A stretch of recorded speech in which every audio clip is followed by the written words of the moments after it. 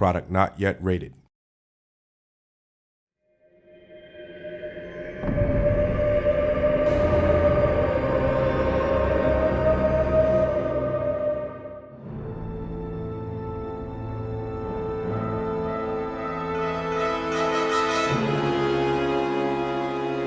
Welcome to the second episode of the Lionhead Video Diary. My name's Peter Molyneux. This episode's going to be all about combat. I got into a fight at school and I got my jaw broken. That was pretty nasty. I came away with all sorts of broken limbs and cuts and gashes and bruises and God knows what. My worst fight's probably where I just got knocked out by a midget. Well, not necessarily a midget, but he was a very small guy. Whether we like it or not, there was a lot of combat in Fable 1 and we really wanted to specialise and make something different for Fable 2. So we've looked at a couple of things. One is something that's called one-button combat. Now, a lot of people have said, you can't put combat on one button. What I hope this video diary says to you is that you can. On Fable 1, we had loads of different ideas about how we wanted to move forward with the combat.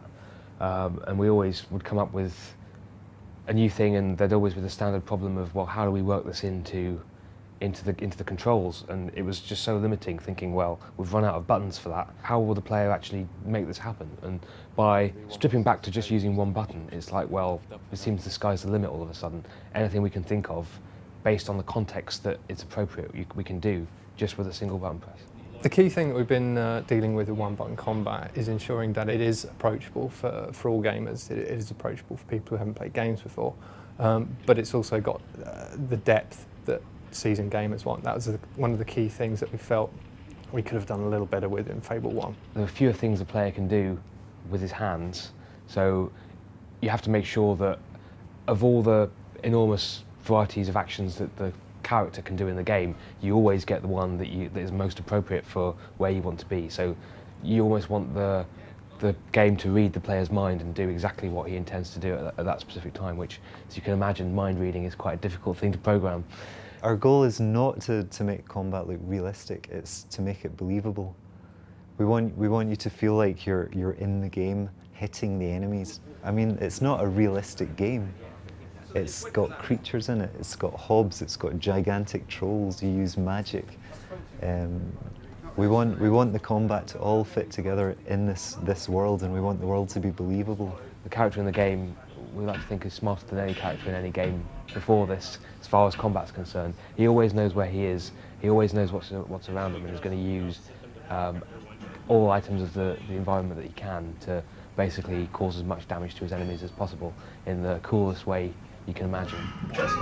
If you're close enough to the enemy and you press attack, you get to smack their head off a log, which is great. And then sets it up nicely for a finishing move. He's going to the loo.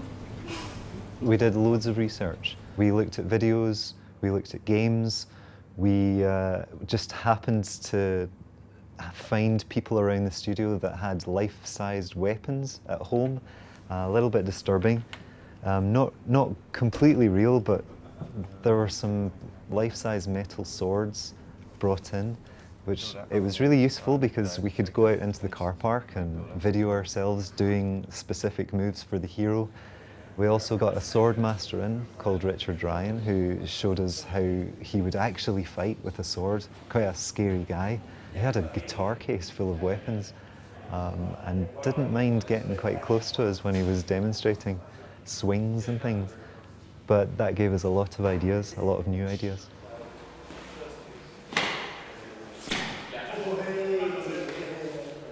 The most important factor in making combat believable is the reaction of the enemy. So when you hit the enemy, if they react in a way that's incredibly satisfying, it's just fantastic. We're looking at perhaps unlocking certain elements of the combat further along down the storyline, so that instead of having everything available from the start, your character becomes more skilled as the story progresses. The most exciting introduction to Fable is the flintlock pistol, which comes with a complete design and style of Fable 2, which is a highwayman. And without Heimerman, you have to have guns. I'm very confident actually that we're going to cover everything that, well, I'll never say everything that a player will want to do because there's some pretty weird players out there from the mail we get. But I'd say 95% of what people want to do, I think we're going to get in there. Absolutely. When it comes to combat, nothing beats a good old game of English football. Lionhead challenged fellow Microsoft game studio Rare at a recent match.